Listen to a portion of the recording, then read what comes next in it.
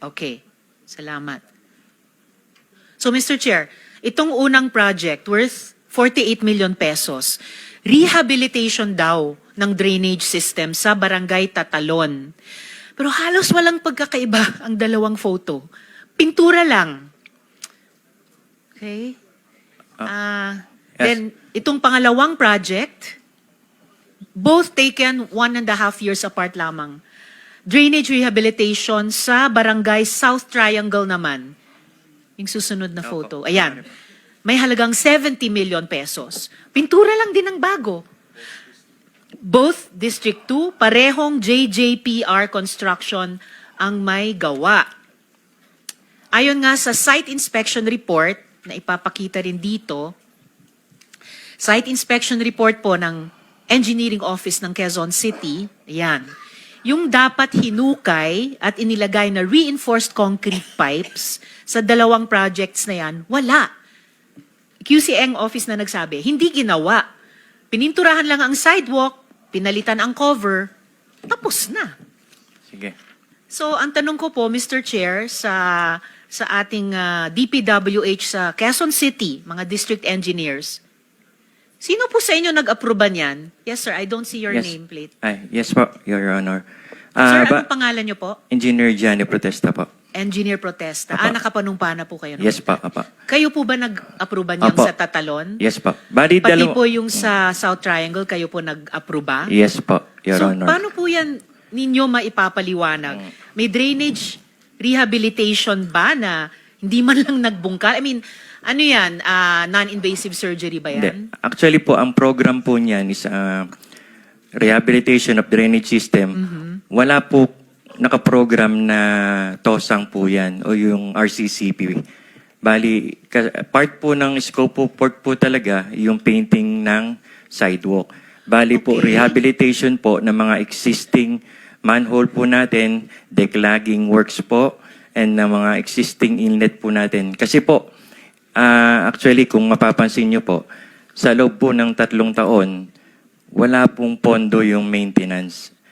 Core program po ng Public Works and Highways, yung maintenance po ng ating mga drainage system. Pero sir, Engineer Protesta, sabi nyo kanina, rehab, ibig sabihin, yung manholes, dredge, declogging works po. at yung pangatlo? Grating.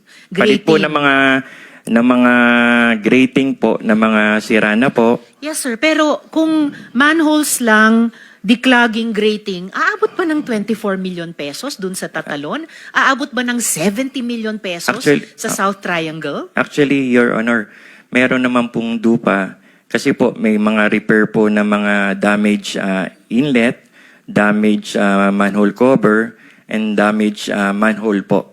Sabi ko nga po, meron din po kaming mga additional manhole doon po sa mga flood prone. For example, dito po sa mga Mother Ignacia, Balik lang, Araneta Avenue.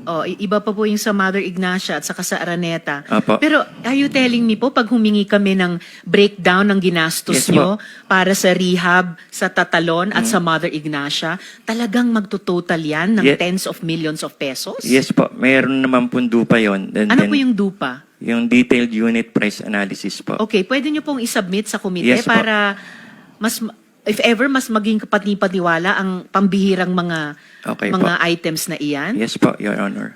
And then yung project na ito ay completed na. In-inspectionan nyo man lang ba iyan? Actually, yung projects na iyan bago bayaran ang mga contractor? Actually, na-inspection naman po na inspectorate team. Then, nagpapakandak naman po kami within 1 year warranty.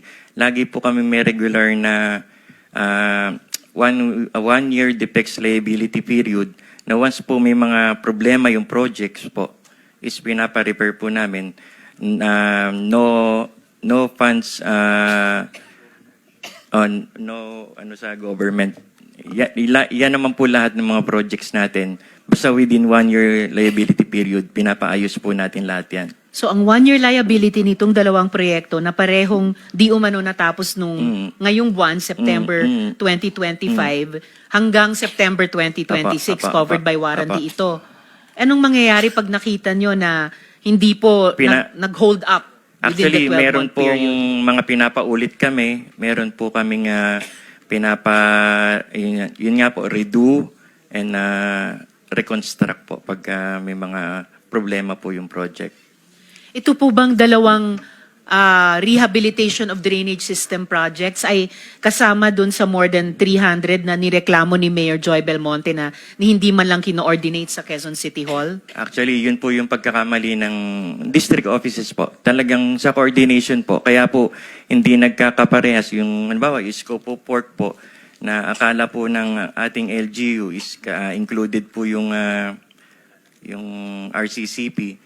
Kasi po, hindi nga rin po namin talaga na-coordinate. Yun po yung pagkakamali ng, kasi po, bali 2 years, late 2023 po, nung naupo po ako dyan sa Quezon City po. Pero 2024 yung unang photo, February. So kayo na po. Bali, nung naupo po ako sa Quezon City, is inabutan ko na po na ang coordination po, is humihingi naman po kami ng Certificate of Coordination. Lahat po yan is mayroon naman po kaming COC pagdating po sa building. Pagdating lang po doon sa horizontal, medyo hindi po, doon po hindi na ipipresent sa Infracom kasi may Infracom po yung QC-LGU. Meron po Di ba silang- horizontal itong rehabilitation of drainage system? Opo. So bakit nagkaroon kayo ng ganong sabi niyong pagkakamali na di pag-coordinate sa Quezon City Hall? Actually, pagdating ko po talagang lahat po ng horizontal projects, flood control, roads, hindi po na ipipresent sa Infracom kasi Bakit ho?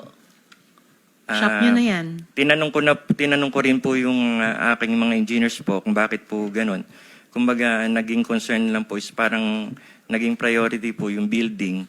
Yun Kahit po yung naging priority ang building, Engineer Protesta, worth 70 million yung isang proyekto, Apo, worth apo. 24 million yung isang proyekto. Apo. Pera pa rin ang buwis ng mamamayan Yes ng Quezon City at dapat niyong i-coordinate sa local chief executive niya. Ma'am, dito naman po sa NCR, sabi ko nga po, wala naman pong dito. Kasi mayroon po lumalabas na mga balita, may mga ghost projects po dito sa NCR, may mga mali. Meron talaga. Opo, wala po, masasabi ko po wala pong ghost projects dito. Nako, babalikan ko po yan, Mr. Mr. Chair. Chair, with the Sen. JB would indulgence like to of, interject.